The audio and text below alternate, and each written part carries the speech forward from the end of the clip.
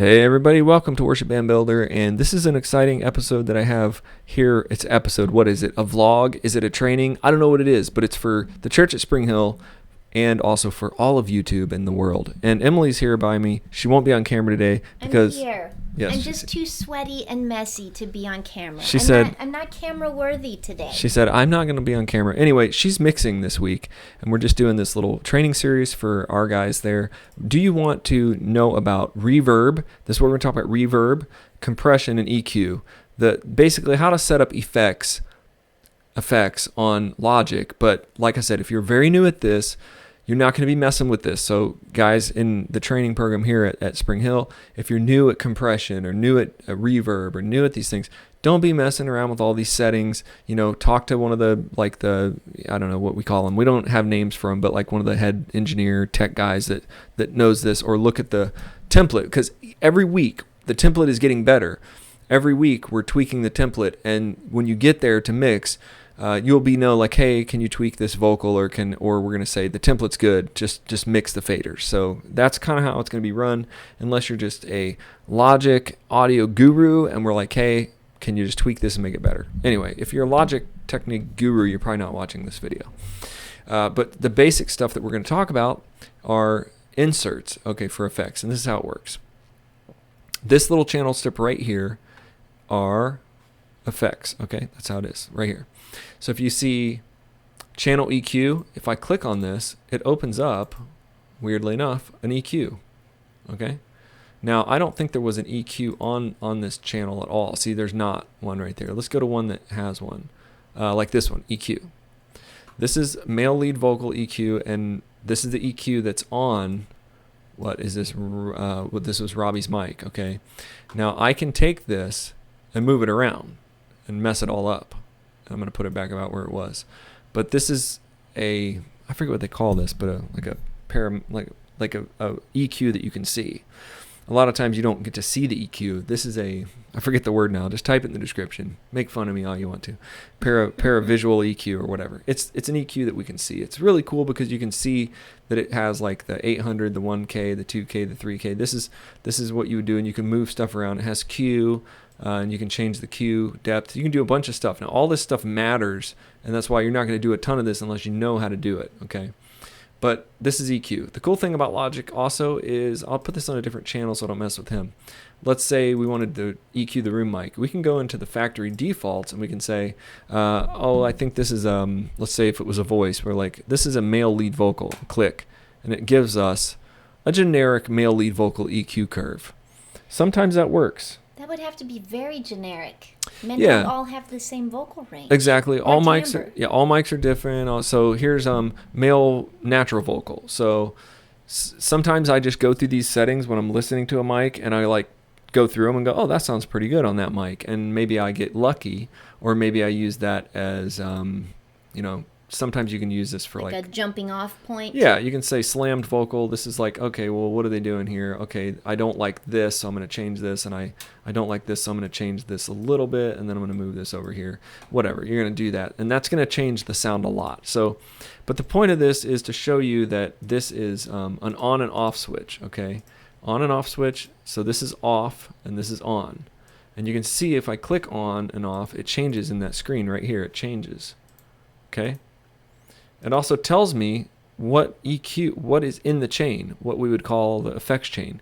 It's an EQ. Okay, that's an EQ, and this one has a compressor on it. Okay?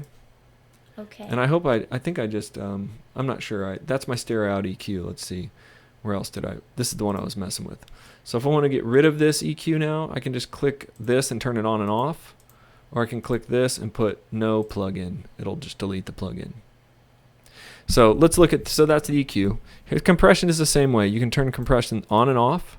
You can click an empty insert and say, I want a compressor, mono compressor, and it pops open a compressor. And now it's on that channel. You can say, this does work pretty good. You can say, I want a medium vocal compression, and it'll give you like its setting. And so these do work pretty good. These compression settings work pretty good.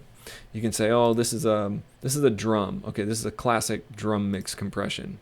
It's gonna do some stuff. So compression is definitely more for more experienced people.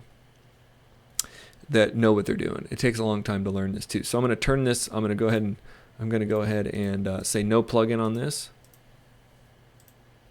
And so I'm also going to show you Chroma Verb. Now this one we can hear. We'll check this one out. How I have this set up is I have a Chroma Verb right here, and I think this Chroma Verb is kind of dark. It didn't sound perfect to me Sunday, so I might change it. But this is a reverb unit, and it's on an aux track. So you can put reverb on any track you want. You can say I want a Chroma Verb on this channel right here, and then when you play this channel, it's going to sound like it's got reverb on it. So let's put this somewhere where we actually have something. I'll show you. Okay. I think I can say no plugin. Let's go to who do we want to put verb on? Chroma Verb. Let's put Chroma Verb on April, and I'll show you what it sounds like. So we've got a Chroma Verb here, okay, and it's here right here, and we're gonna press play. Ooh, fireworks. Yeah, oh, you can see it.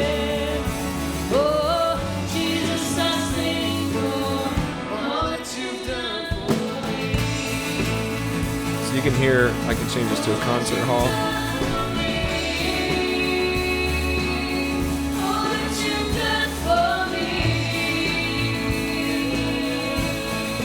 It does all kinds of weird stuff to it. It's doing some weird stuff. Let's say we want to go to a big space, like a cathedral. Put her in a big room. Let's see. She did sing a song here.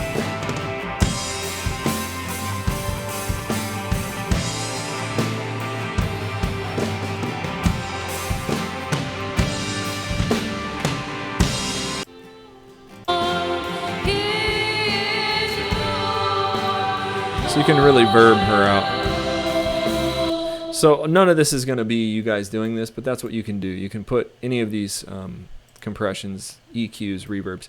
How I have it set up, and I'll show this to you so that you know, because this is something that I'm doing right now because we don't have a lot of computer power. Each one of these little things is a plug-in, and each one of these takes up power in the computer. So it will actually make your computer run slower. Okay. So how I overcome that, I want a lot of verb on like the vocals, on the drum. I want to create this more lively sound in the mix. So what I did was I put in one Chroma Verb on this aux mix right here. It says main verb. Okay. And then these little tiny things right here control how much reverb is on each one of, how much of this Chroma Verb is on each one of these instruments. Okay. Okay. So I put a lot of reverb on the snare. So let's listen to that. So instead of putting it on each individual voice, you have put it on the overall mix, but you can select out. Right, and this is called an auxiliary send. So basically everything's going, everything that I turn up, this little green knob here, is going to go through this main verb and get wet up, get affected, and then go to the master fader. So, for example, the snare. If I want to listen to the snare, let's listen to the snare just for fun. Well, we got April up so loud, let's get her down. So here's the bass and snare. So listen to the snare. It's dry. I'm going to turn it up. Yeah, too much makes it sound really bad. Yeah, this sound really bad. But in the middle, like that's beneficial. That added something. But too much is too much of a good thing. This is too dry, see? Hold on, here it goes. Right. Sounds kind of now listen.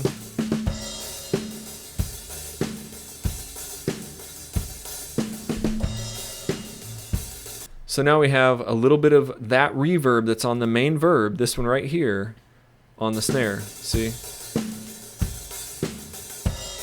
I put a little bit on the bass drum too, and you can see it actually. It's firing out. It's kind of cool how this shows you. So I'm going to change this around a little bit. I think I'm going to change the damping EQ. I'm not real familiar with this, but I think we want to clean it up. So I'm going to work on that. But the idea is that anything that you want to go to reverb, you can just go, like if I wanted Pastor Jess to go to reverb, I could go like this. Bus send 1 main verb. Now that he's in that bus send, okay, when he comes up to speak in a minute, I think he's getting ready to come right now. Well, good morning and welcome. It is so good to see your faces. Now watch, I'm going to turn this verb up. I missed you all. Hopefully you missed me a little bit. Last week we had a blast. So I'm blowing Emily's ears out. But this is Last as our family went on vacation, but I'm so glad you guys. Hurting your ears? Oh, it's not as loud. It must be louder in your ears than mine. So I'm blowing their ears out. So here's Jess's mic. And you are the special service. And a lot of reverb. Right now, the 9 a.m. is my favorite service. I look at each one of you, and here's why. Here's get Jess's a little bit mic, extra really, elbow room, really soft, and you get a really little bit like with no reverb. Extra dancing room. So if you feel a little bit like getting more. And I don't use any reverb on Jess's mic or anything. The room mic over here is giving him a little bit of that room. More into worship. There's no reason why you can't get a little bit more. Now I turn the room mic off and here I get a little drier. Just a little bit more worshipful this morning. If I turn the room mic on, listen. I'm so excited again that you guys are here. My name's Jess Rana. I am the lead pastor. And if you want to put some verb on the pastor, which we won't be doing that, but if you wanted to put verb on, you would just. And I encourage you guys at some point to fill out this Connect card. Each week we turn this in, and we ask every person to turn in, and every card. That seems unnatural and distracting. Yeah, so that's. But that little bit, the room mic gave that like just a little bit of, makes you feel like you're really there in the room. Yeah. A little bit of sparkle. That's exactly what the room mic does. I mean, if you have a room mic, you have. If you have a room mic, you have that little bit of room feeling, so it doesn't feel so dry. And that's so the things that we're going to put reverb on are going to be minor bass drum. I just do that right now. It doesn't need reverb, but I'm doing it a little bit. A medium amount on the snare, okay? Because the snare always needs a verb in general in the mix right now. A little bit went on the acoustic this week. It made it sound a lot better, just have a little bit on the acoustic. And a little bit on the vocals. And what Emily made a good point.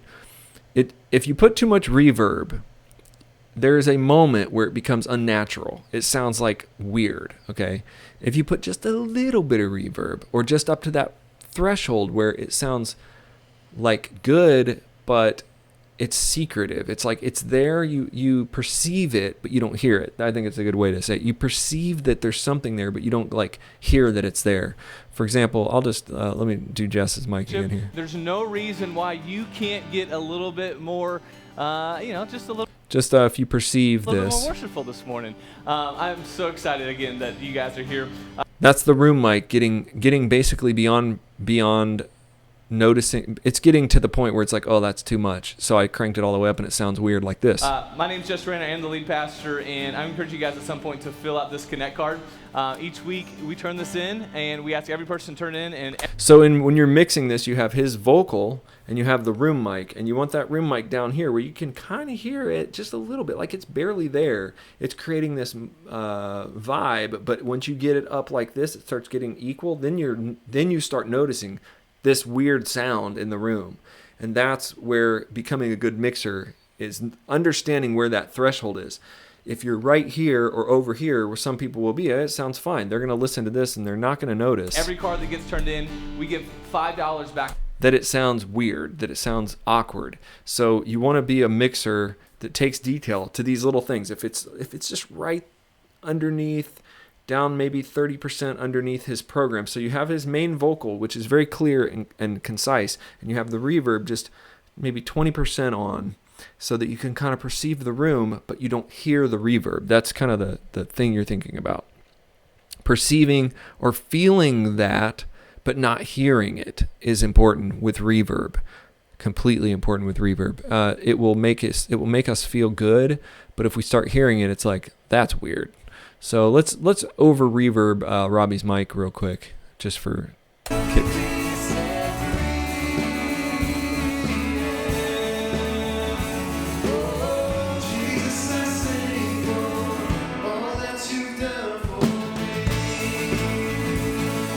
That's extremely off, and you can hear it. So I want you to hear that. And when you're mixing, when you're in rehearsal, do that. If you're trying to mess with the effects, if you're doing that, you can bring it up to where it's like, yeah, I can hear that, and then start backing it off until you don't hear it anymore, but you know that it's there. That's how you would kind of work with reverb, one way to do it.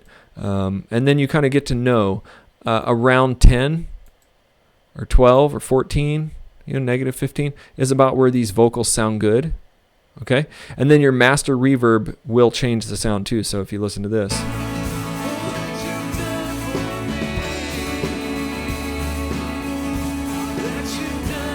So this actually becomes a master volume for the reverb. Okay. So whatever you have these little knobs set on, this becomes a master version of that. So But if this is something that you told me in the last session not to mess with. Yeah, don't mess with this stuff. We're just kind of going over how you would mess with it. And that's why I was saying, how much should I tell you? Newbies on the soundboard, do not touch the last 3 columns. Main verb, stereo out, master. You're not going to mess with those. You're going to leave those. We're just going to leave those alone. Yeah, if you take the main verb knob and turn it up, you're going to get so much wet verb over everything. It's not going to make sense. So we mostly get the bottom row minus those last 3 columns.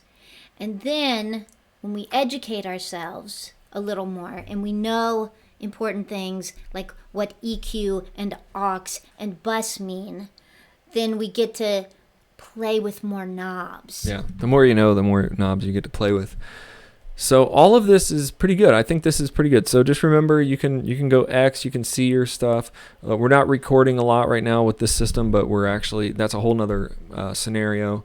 If you need to rename, you're not going to do a lot of this, but if you need to rename a track, like you might, if Maddie's not there, but this is, let's say this week it's going to be Megan. So you can double click this and go Megan, Meg or whatever. Okay. Meg Vox. So you might do that, when you come, because you're going to be like, oh, this is Meg. You're going to be like, oh, April's on this one. No, April's not there, but you can just put Vox 3, like nobody's on that one or whatever. You can just mess with that. So you can double click and name stuff, and then everything's set up. You're just moving faders a little bit at a time till you're getting in your mix, and then you're just letting it go out to live. Make sure that when Jess comes up on stage, that this isn't muted or something, because then you won't hear him. Make sure. The pastor. Yeah, the pastor. Yeah, the pastor. All right, so if you guys have any questions about this, of course, ask me. Put it in the comments below. Let me know. This is just a very basic overview of, like I said, reverb, compression, EQ, how you insert them, and how we have our board set up in Logic. And for you guys who are on our team, just take it slow, learn each one of these things, learn how it does. And during rehearsals, you're really listening and learning and maybe tweaking. The good thing about Logic is you can save different things. So you might have a training template where you're working and you're just allowed to just tweak all over it, and then you can just save that and open up a different one. So just kind of, don't be afraid to mess stuff up during rehearsal and during training. But definitely if for anybody, even experienced guys and girls, once you get to live, you're not going to be messing with a bunch of stuff. Once it's like we're going stream to live, you're not changing stuff, tweaking. You're pretty much, it's already there. You're just really, like for Emily this week, her first week of running faders, she'll literally be going, oh, I need a little more electric guitar, and just barely moving it up, and then barely moving the acoustic down as she listens. Oh, I feel like the Robbie needs to be a little louder. Oh, I just need a little more vocal on that.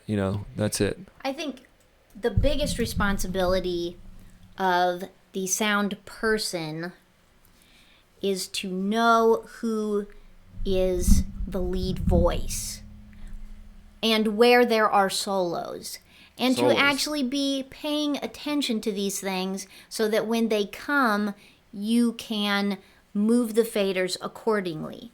That is really what I'm going to be sitting back there for. Because once this is all set up, you shouldn't have to move it a ton except for those things. If the person who sang backups on the first song is the lead vocal on the second song, if you don't fix that on the soundboard, there's a problem. If the electric guitar has a solo and you don't turn him up or her up. And when she means up by watch the screen, it's this much.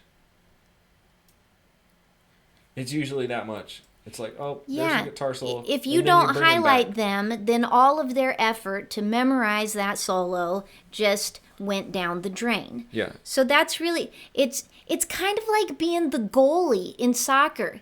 You're not doing a lot for a big portion of the game, but you have to be on your toes the whole time. Yeah, and in our scenario, our headphones, we're using sound canceling headphones so that you're not hearing as much of the room as possible. You're just hearing what you hear out of your computer. You don't want to be using like these open ear earbuds we're using. You have to use in-ear monitors where it's like completely closed, or the sound canceling Bose headphones, or I have a great link for like $100 pair of Audio-Technica sound canceling headphones that I use. They're like $99. Phenomenal. That way you put them on, you can't hear anything in the room except maybe you feel the bass. You can still feel the bass, but you don't hear like the whole room. And then you're just listening, and what you are listening to is exactly what the online stream is hearing. So Facebook Live, that's what they're hearing. So you have to be keyed in to what's going into your ears, knowing that's going out to the world.